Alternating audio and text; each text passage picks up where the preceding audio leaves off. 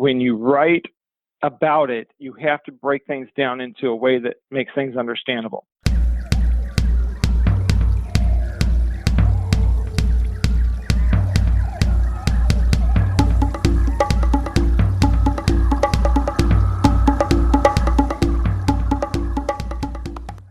What's up?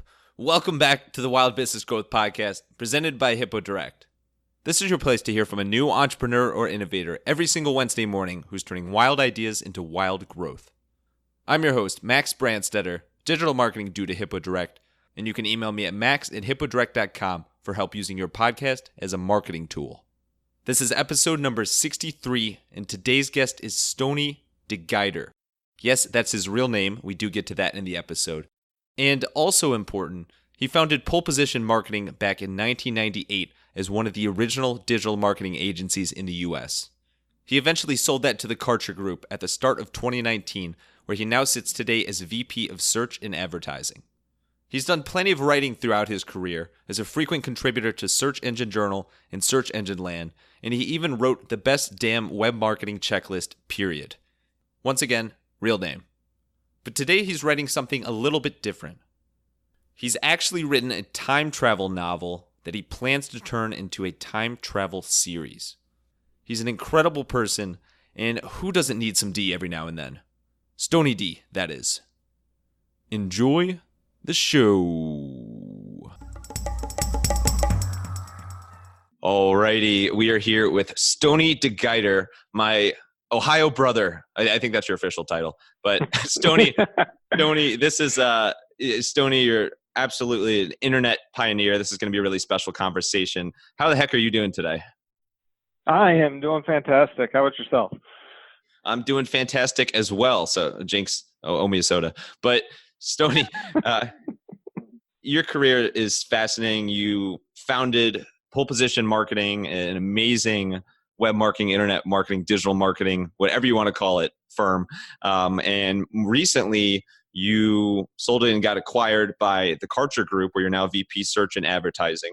So you've experienced the business and marketing services world from a variety of aspects. And you also do some sci-fi / time travel stuff that we'll get into too. So you, that's you in a nutshell, right? So I think we're done now.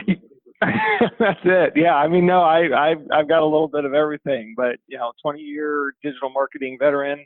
Started in the early days when Alta Vista was still a thing and Google was just in its infancy, and just having an agency was phenomenal, and selling it was even more phenomenal.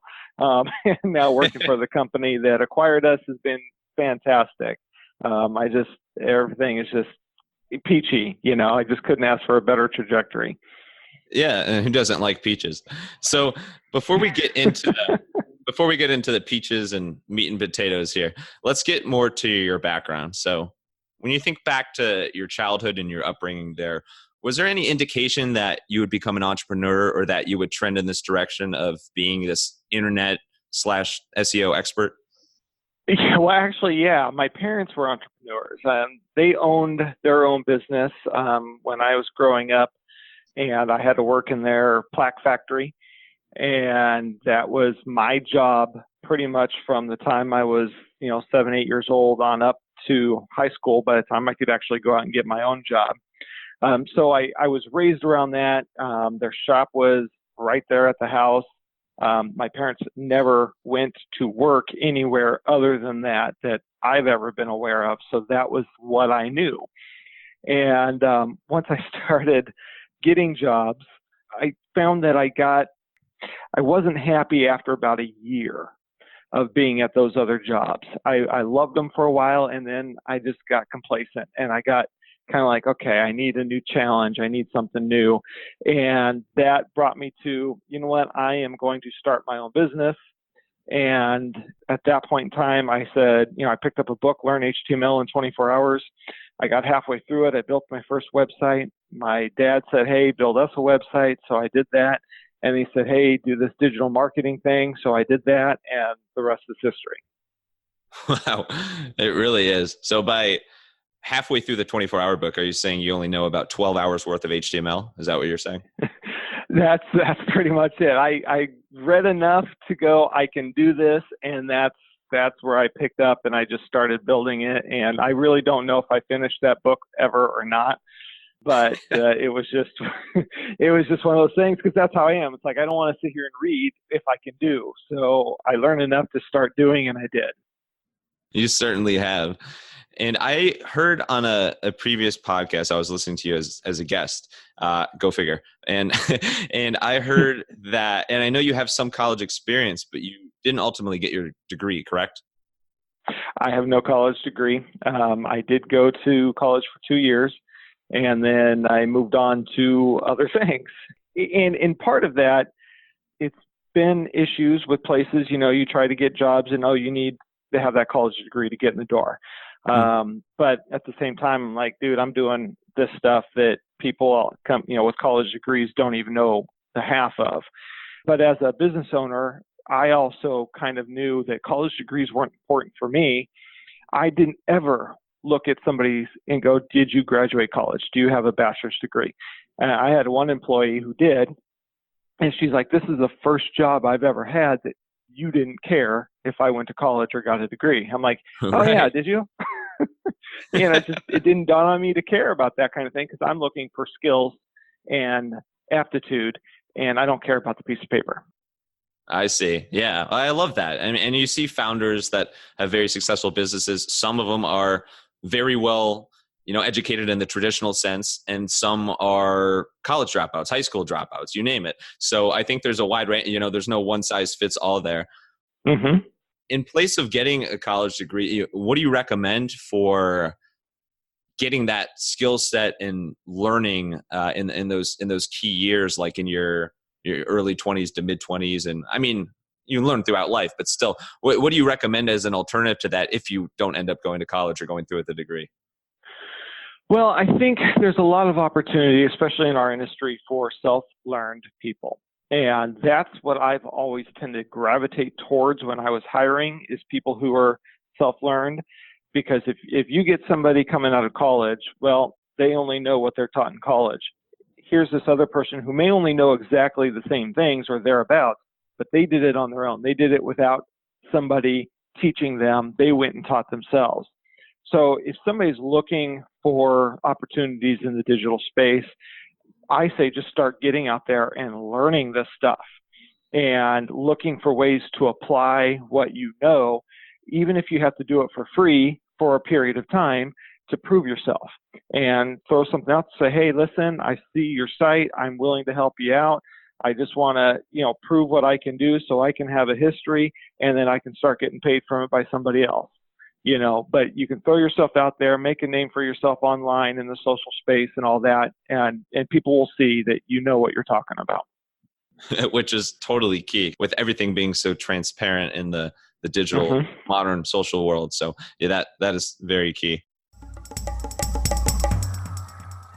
So let's get to pole position marketing, and then we'll get to the Karcher Group and how things have evolved kind of in more recent years. But pole position marketing, you mentioned you started this as part of your parents' business. So what did the business look like at the start? I mean, is this kind of you scrapping away by yourself, or like what? Give us an idea of what it was like in the early days. Yeah, I mean, it wasn't actually started as part of my parents' business. My first website I built was to sell music CDs.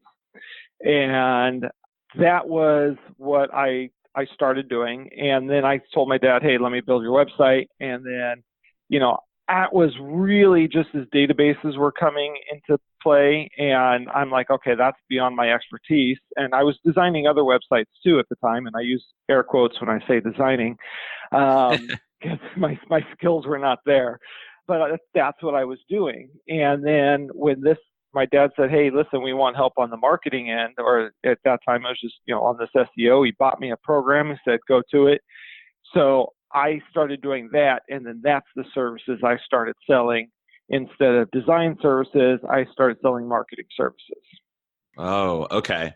And so what are some key things that you can point to for how you've been able to grow pole, that's a tongue twister, grow pole position, grow pole position to the point that you could sell it, which has been phenomenal as you described. Well, yeah, I mean, really it was about figuring out, in those early days, everybody was chasing algorithms.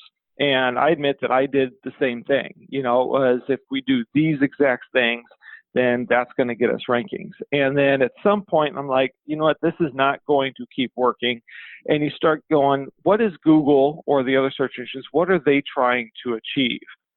And if you get ahead of that, of what the algorithms are doing today, and you start thinking about what is their goal, what are they trying to achieve, what do they want to reward, then you're no longer going, I'm going to do X, Y, and Z because the algorithm says to do X, Y, and Z. You're going, I'm going to do A, B, C, D, E, F, G because that's what's good for business. And Google, whether it's today or tomorrow, they are going to reward me for that. And my company, we suffered, with all of the different algorithm updates throughout the years, penguin, panda, hummingbird, all the way back to Florida. Every zoo animal. Right. We rarely suffered. Our clients rarely suffered from those algorithm changes because we weren't doing things based on the algorithm. We were doing things based on what makes sense for the customer and what makes sense for how the search engines are trying to evolve to give the customers a better experience. So we were able to just stay ahead of the curve on that. And it always amazed me when there's these algorithm updates and hear these SEOs, I was hit, got tagged, I'm like, why? If you were doing it right to begin with, that shouldn't have had as big of an impact, Yeah, it's true. I mean, the algorithm, I think most people portray the algorithm as your enemy, but really you can make the algorithm more of your friend if you know how to use it in the best way. But to your point, if your stuff is, quote unquote bulletproof, then it shouldn't affect it that much or impact it that much. Yeah, and you always get hit some. There's always fluctuations and things like that. But we never saw a site wiped out because we just weren't doing the things that we knew these are short-term tactics. Right. So when you think back to this, it's been a couple of decades now since you started Pole Position. What are some of your favorite things to do? Like what type of projects just get you going and have you, pacing around or doing jumping jacks or whatever you like to do? Yeah, I'm very much a completer. I love doing tasks that you can complete and say, here's the result, which makes it hard to do SEO because SEO is, I'm going to do these things and maybe someday we'll see the result, and you hope that you see the result. So I gravitate towards those tasks like keyword research. I love doing keyword research. I always have, because it's going out, grabbing data, and then it's thinking through how do I organize this in a way that makes sense. And I always did that keyword organization, back when people were saying, hey, 1 keyword per page. I was like, no, we can do 20 keywords per page if you do it right, because you're thinking through beyond a keyword and you're thinking through the topic. And I was talking about topics long before a lot of other people were, before Hummingbird, because that's just the way I focused on the keyword. So I've always loved that kind of stuff. I like analytics and data, usability, especially being able to do changes on a site and then look at the data to see the results. That to me is really, really fun. I love that visual interpretation. I mean, I'm not a designer, but I like looking for opportunities to go, hey, if we can change that, let's see what the result is. Oh, yeah. And they're super key areas. In terms of keyword research, what quick tips do you have for just what to keep in mind when doing keyword research? Like what's super key to look for? Obviously, besides the keywords. Yeah, user intent. That is the single best way you can group keywords together is by user intent or searcher intent. It's what do they mean or what do they expect to see when they type that in and land on a page. And with the searcher intent dynamic, you can put as many keywords as you want together as long as they all fit that same intent. And that's not just, they're here, they're shopping versus they're researching. It's, are they shopping for something specific or a certain way of saying something or a certain way of referring to something? An example I use a lot is, keywords such as cheap. We don't like words that are cheap, because nobody wants to sell cheap services. but you can find words related to that, such as low cost, discount, on sale. And then you go, oh, now I can have a page that here's our discount stuff on sale. And you can therefore use that to target the word cheap that people are actually searching for, because you're using the intent of all these different phrases that pretty much mean the same thing. And another way to go about it is, vintage or classic, or I'm trying to think of, words are escaping me today. Need to do some word research there. Right. Just putting things in there that work together, antique. That's the word I was trying to look for. Oh, yeah. You go, okay, I can put all of those words together and create a page that fits that intent of what somebody's looking for. Even though they're all different words, the intent is the same. I see. Okay. And do you have any favorite tools that have been super valuable for your time in this space when it comes to keyword research? I've bounced around with different tools, and sometimes they're great for a while, and then they switch up things. The last one that I used regularly was Moz, and it was simple to use, gave me the information. Yeah, so I was just as happy with that. I used Google for a while, and then they started combining phrases, and I like to know the nuances. I want to see the differences. So they all have their pros and cons. It's just a matter of finding one or two that you just go, yeah, I like the way this works. I like the way I can find the data. I like the ideas it generates, all of that. I see. Yeah, you need the intent there again. And just a point for clarification there. You mentioned hummingbird, penguin, I forget the other ones you mentioned, but I'm not as familiar with the background as far as the history of algorithm changes and stuff. And for anybody else that's not familiar, is that Google's names for the Google search ranking algorithm changes, or is that something else? A lot of the algorithm changes are named by other people, and they just catch on in the industry. Some of them Google has named, and they just started coming out, and not too long ago, saying we will name the algorithm updates, and they did with Panda and Penguin and Hummingbird. Those were named by Google themselves, and sometimes they're named after the engineers who created those algorithms and things like that. Okay. So it's a combination though. Right. Okay, cool. Thank you. Back to pole position marketing. So walk us through the process for selling to the Karcher Group, because that's something that a lot of entrepreneurs have in mind as a potential exit strategy. Of course, obviously in your case, you're still working with the company, but selling is a big goal for a lot of people when they first start a business. So how did that come about? You mind walking us through the background of that? Yeah, it was interesting. I had partnered with a couple other companies here and there, and not long before the acquisition, I was working on merging with a web development company, small, mom and pop shop, and we were working on combining forces, and that ended up falling through. And, between that and running a business with the ups and downs where, you're responsible for these people's lives, after 20 years, I just reached a point like, man, I'm looking for an opportunity to not be doing this. And so it took a long time. It took me 20 years to reach that point. If Karcher Group had come to me even 6 months before, I would have said no way.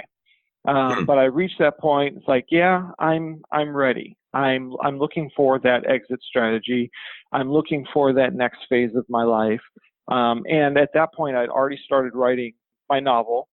And so I'm looking at that going, maybe I can make a career of writing a novel. Not ready for that yet, because it takes 3-4 novels of being published before you can make a career out of that, make a living out of it.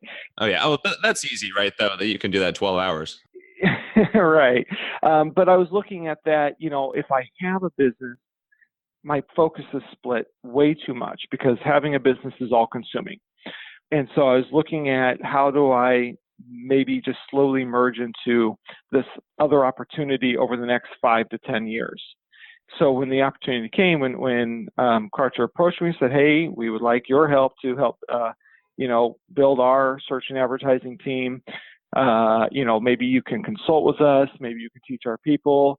And then that just morphed right into, hey, let's have these conversations about bringing the company over and acquiring it. And once that happened, it was done within a few months.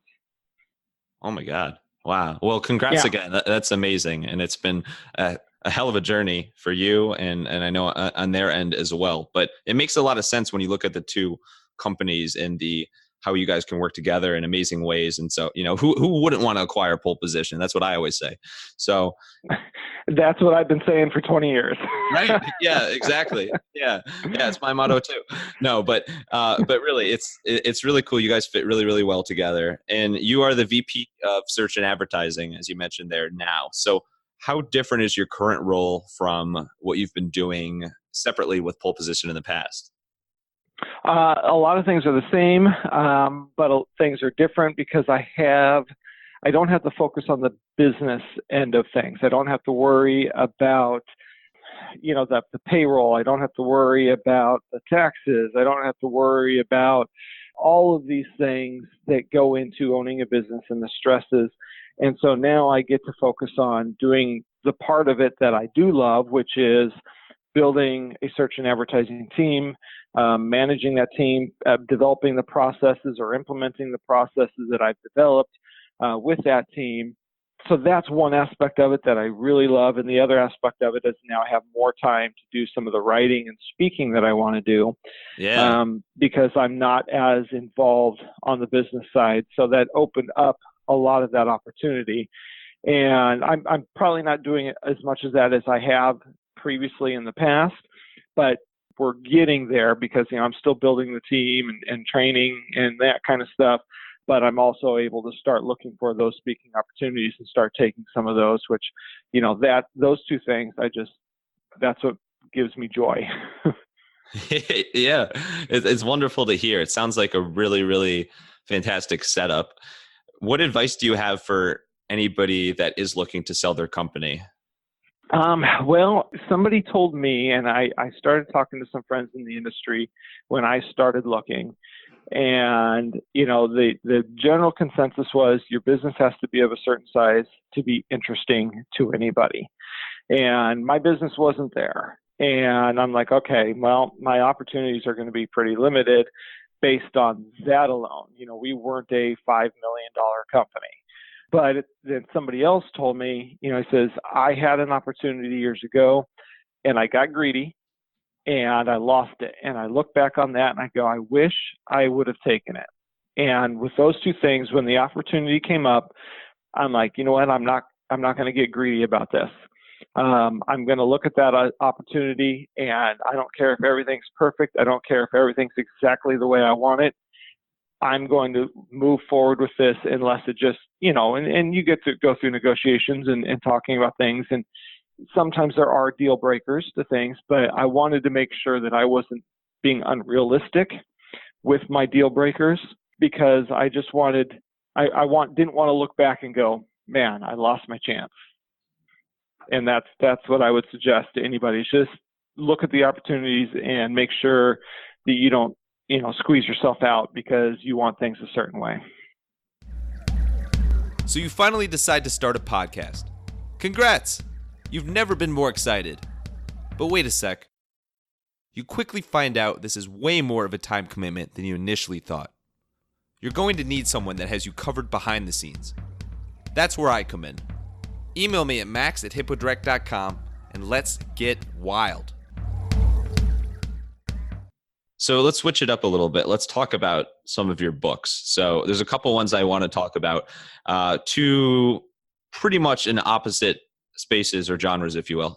Well, first one that you put together years ago is The Best Damn Web Marketing Checklist Period, which I love the name, by the way. Thank you. Brings back some memories in the sports world as well. But yeah, Best Damn, we'll just call it The Best Damn.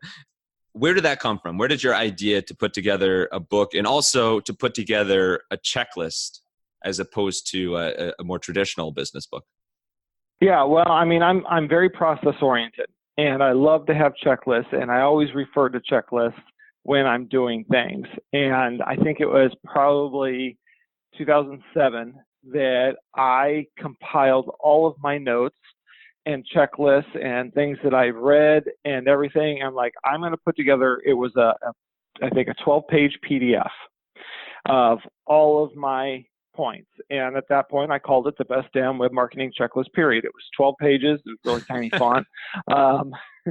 But it was a great resource. And then come 2014 or 2012 or 13, somewhere in there, I'm like, you know what? I need to update this checklist. Things have changed since, 2007.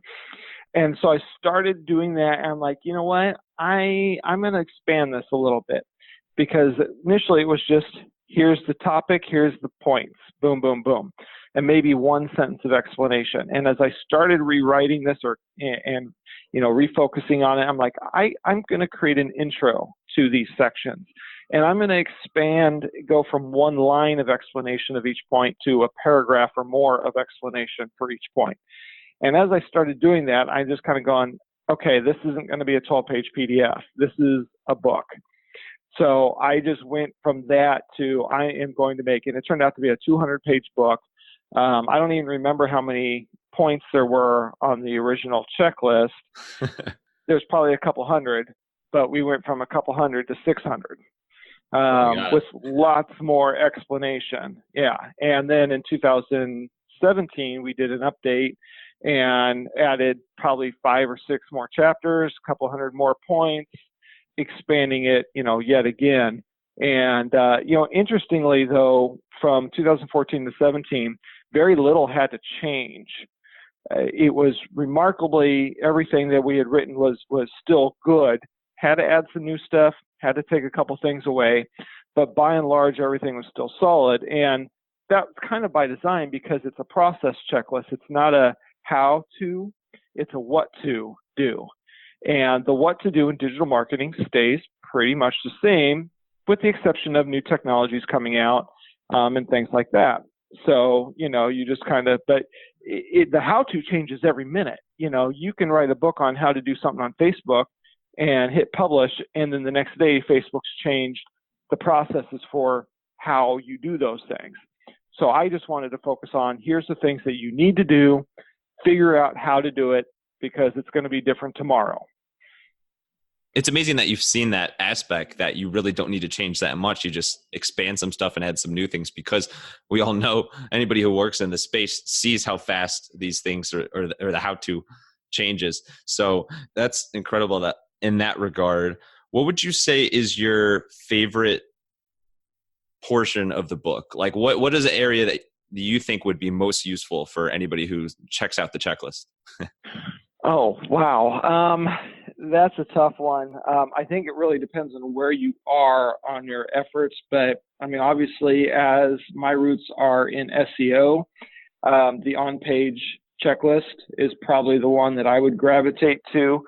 That's probably the one I refer to the most. If I refer to this, I put everything in digital form at this point and, into our task management systems and things like that to check off. But that would be the one that I think I gravitate towards, because that's my home, is on-page optimization is, my roots.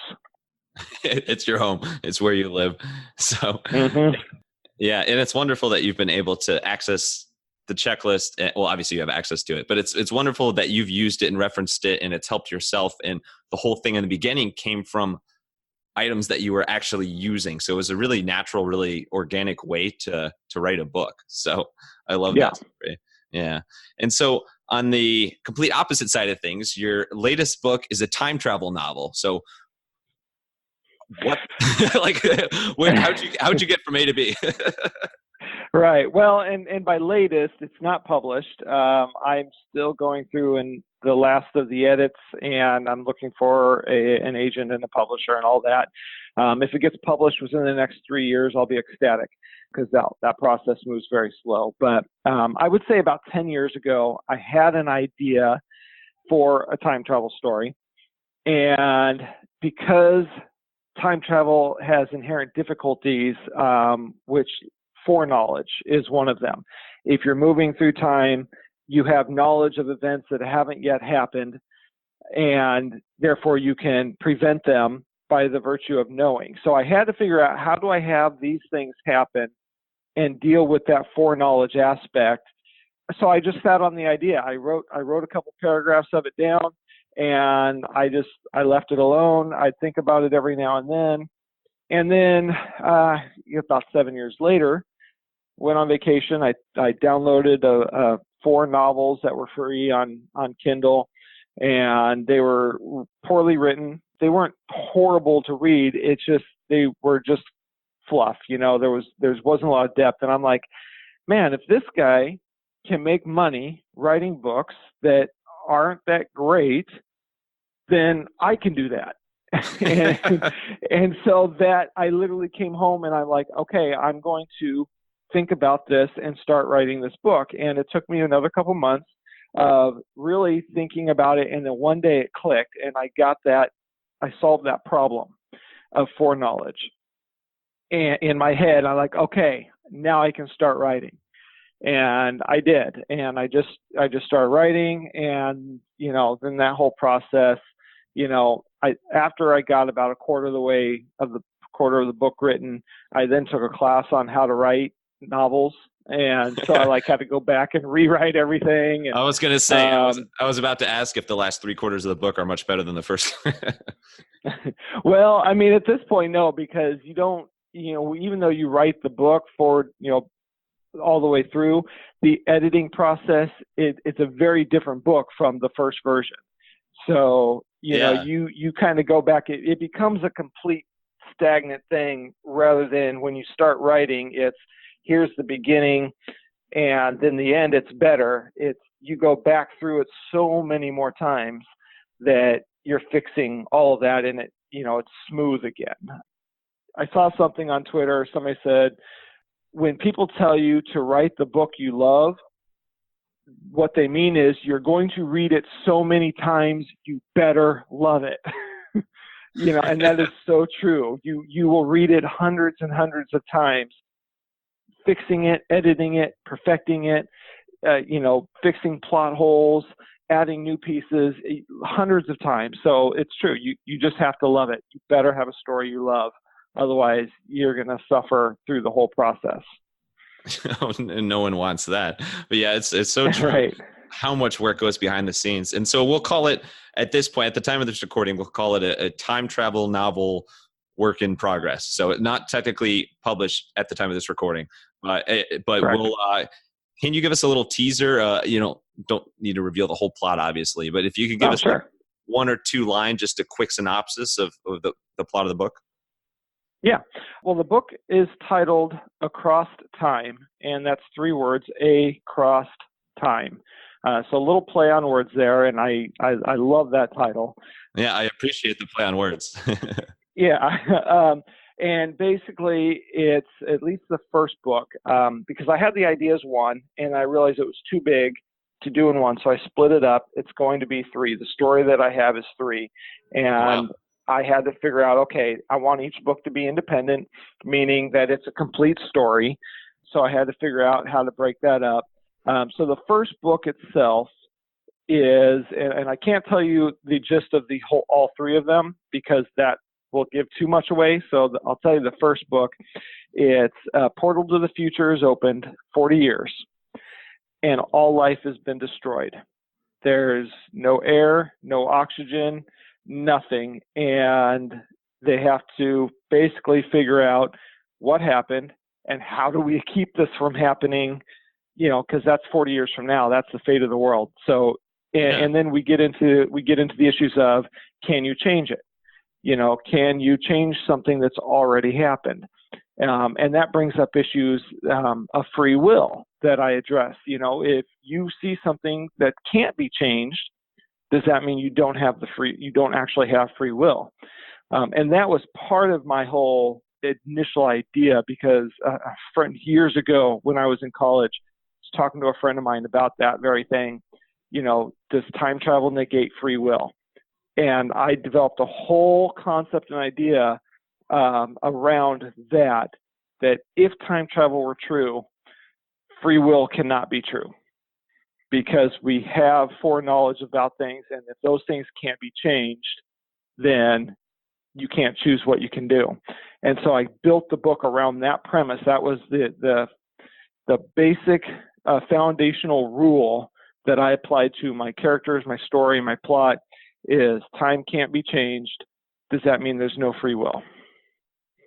Oh my God. Wow, that's amazing. The concept in itself is mind blowing and just kind of trippy to think about. So I'm excited. I know it's going to be some time before it's out and and the rest of us can read it, but I'm very excited. Appreciate the little teaser there, but it's just, it's so cool that as part of your overall story that there's that aspect to you, and you're clearly passionate about the time travel and sci-fi things as well, but then you have this super impressive background in the business world. So it's really neat that you have those multiple sides there.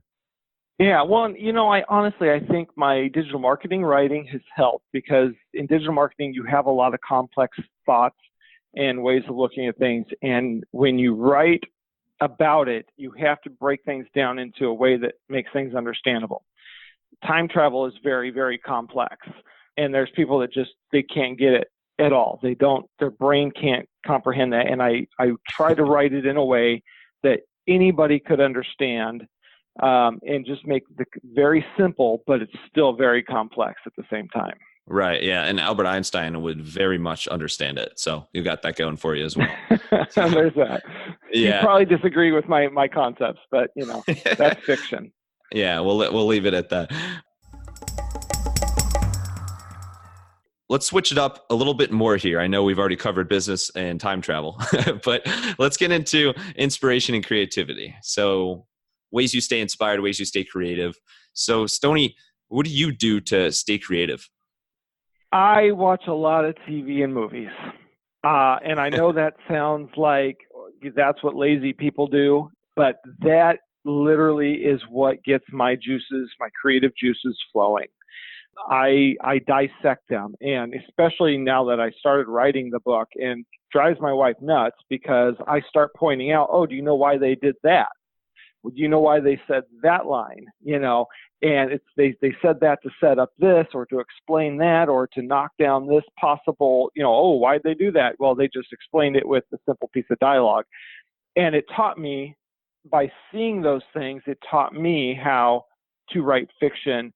And when I have these glaring loopholes or plot holes in my book, I saw, oh, I can fix that huge plot hole with one piece of dialogue. Done. So I love that aspect of watching movies and stuff. I've got a lot of ideas for my book from shows that didn't do things that I thought they would or could have. And I'm like, oh, they missed that opportunity. I'm going to take it. So that's, going to go in my book. So yeah, that's my downtime. It's my relaxation time. Yeah. But I'm always dissecting and analyzing, what's going on. And I'll tell you, I was in a deep edit for my book for a couple weeks, going in and I'm going to remove words. I'm going to take these weak verbs and turn them into action verbs. And I'm going to take these sentences and take out the fluff and, crunch it down so it's not so wordy. And then I'd go and I'd watch a movie, and I'm sitting there editing the dialogue as they're speaking. I'm like, no, you didn't need to say that word. That word doesn't need to be there. Cut that word out. It's just crazy what goes on when you get in these mindsets. It's like I'm literally editing dialogue I'm seeing in movies and TV shows. It's just ridiculous. You'll never watch anything the same again. Are there any favorites that come to mind, like a movie or a TV show that you really enjoyed, but also you were deeply critical about? I'm critical about all kinds of movies and stuff. One of my favorite movies that I am absolutely critical about is Jurassic Park. There's so many problems with that movie, but I don't care. I love it. The original. So many plot problems with that, but I don't care. It's not realistic. I love it. Yeah. But other things where, I love the Guardians of the Galaxy movies. I watch those and I'm just picking them apart in my head of how they did the dynamics, it amazes me how much story you can tell in 2 hours. And, here I've got a book that's 400 pages. The movie is a fraction of a book.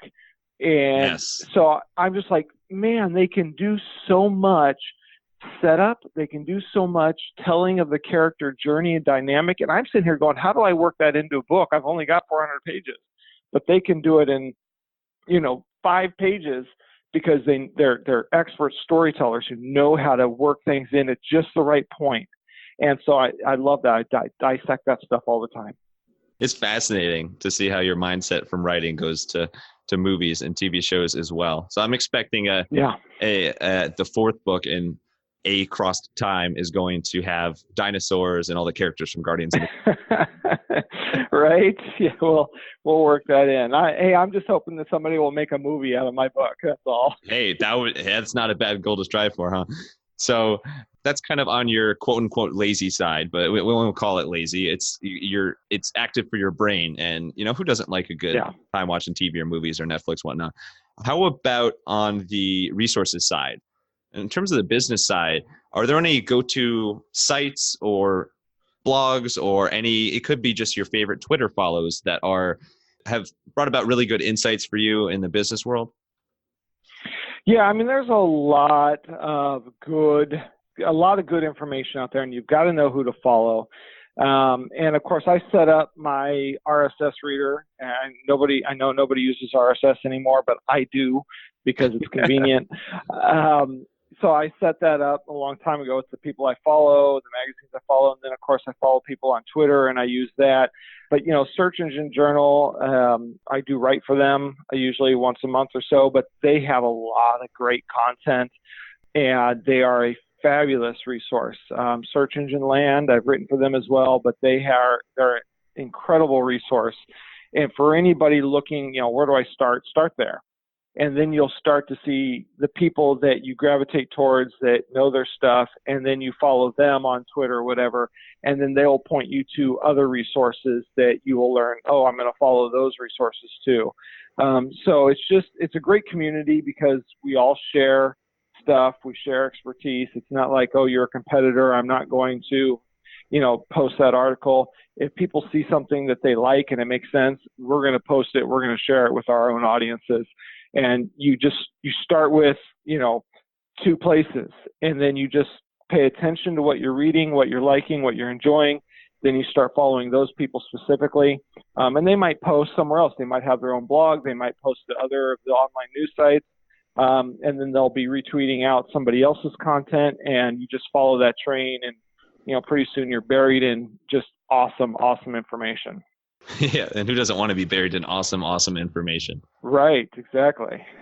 So I'm not going to let you say your parents because that's the easy answer, but besides your parents, who would you say is your biggest business inspiration of all time?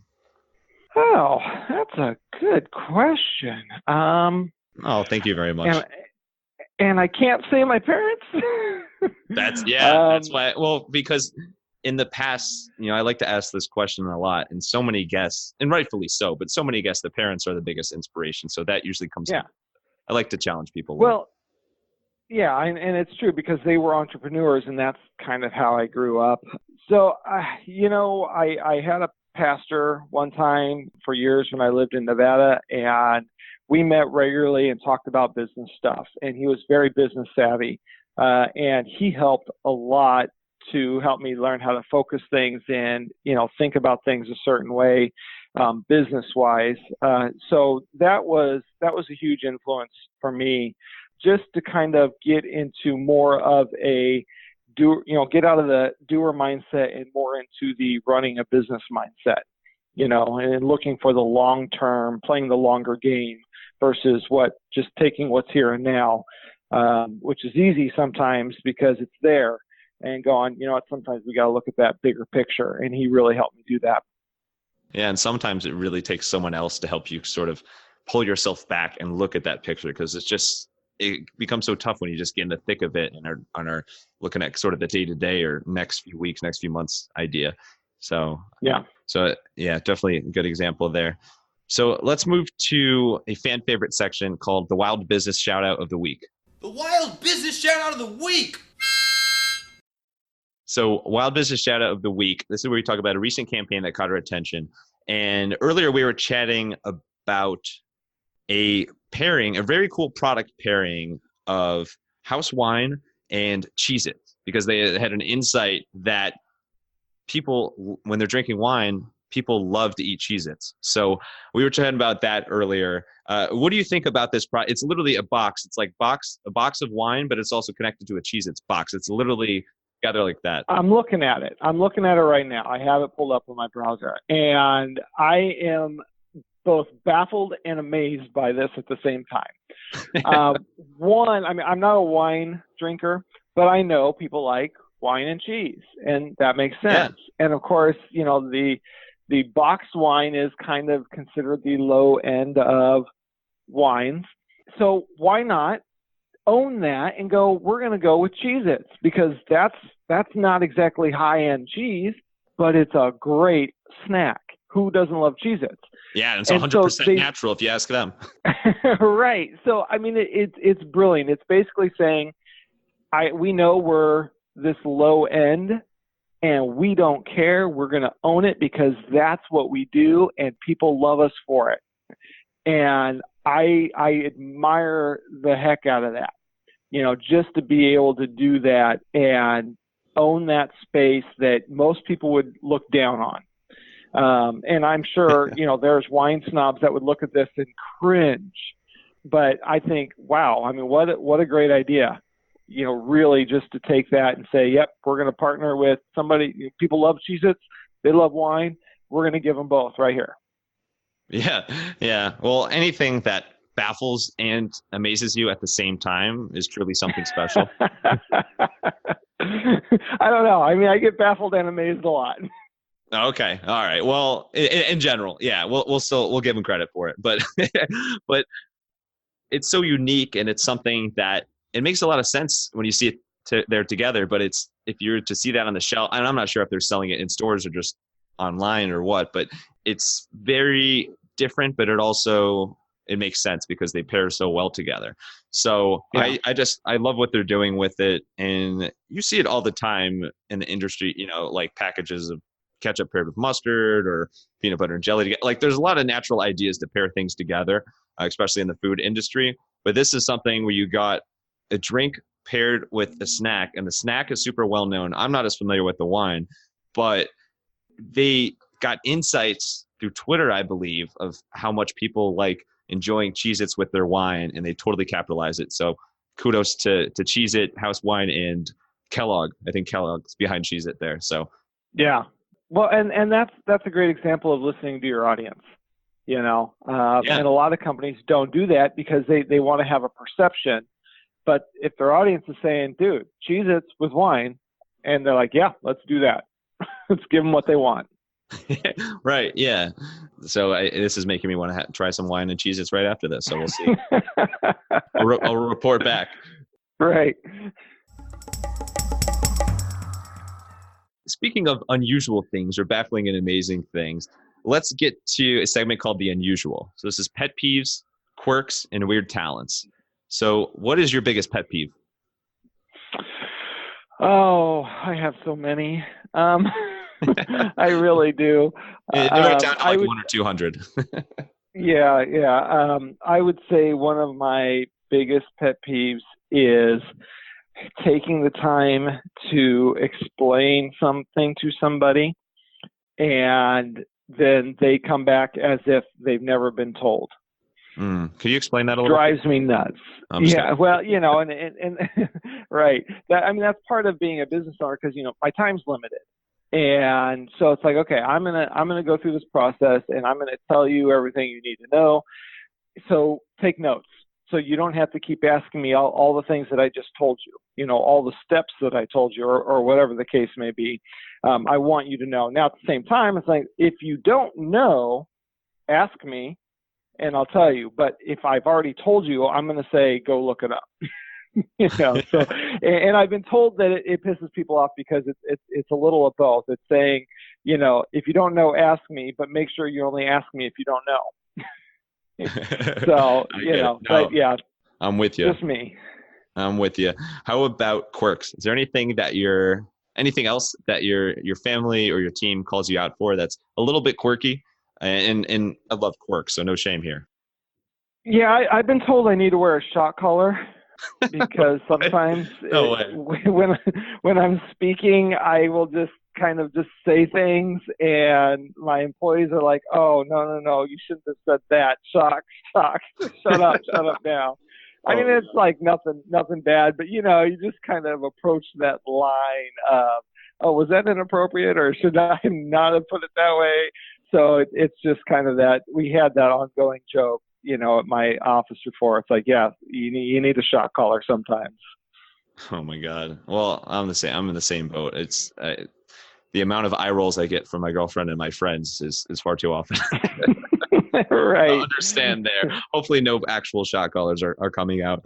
And then how about weird talents? So in addition to the range of things that you're very talented or passion areas for you, is there something that you are really good at and it's been noticed by someone, but it doesn't necessarily impact your business or impact your career? It could be a totally random thing.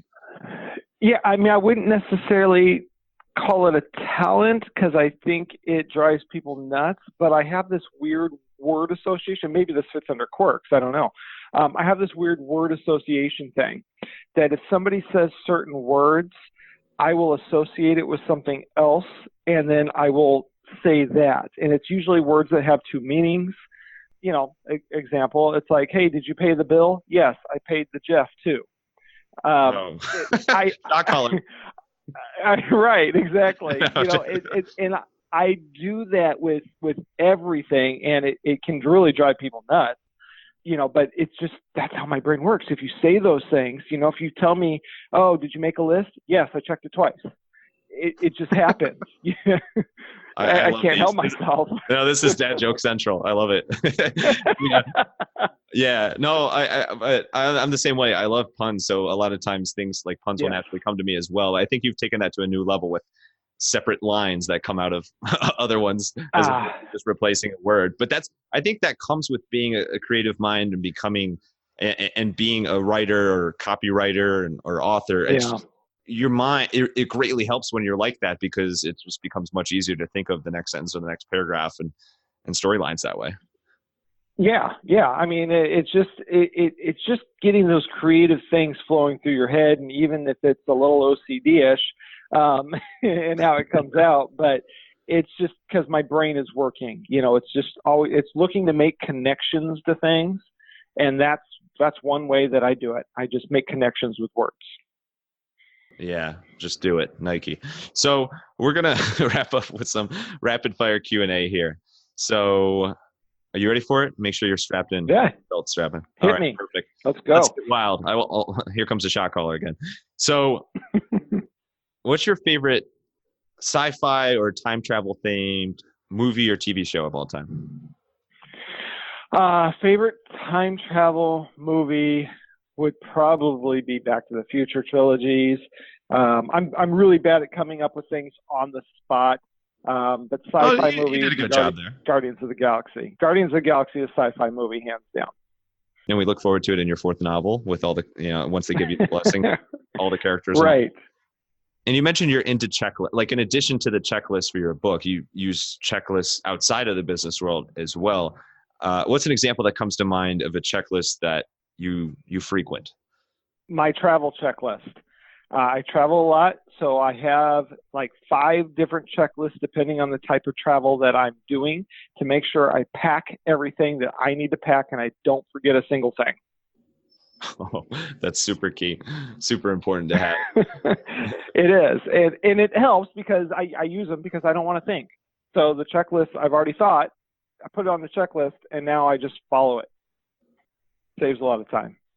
Hey, anything that saves time, especially when you're in that rushed travel mode or your travel prep mode, it's a lifesaver. And then your name, Stoney. I love your name. Not to be weird, but I love your name.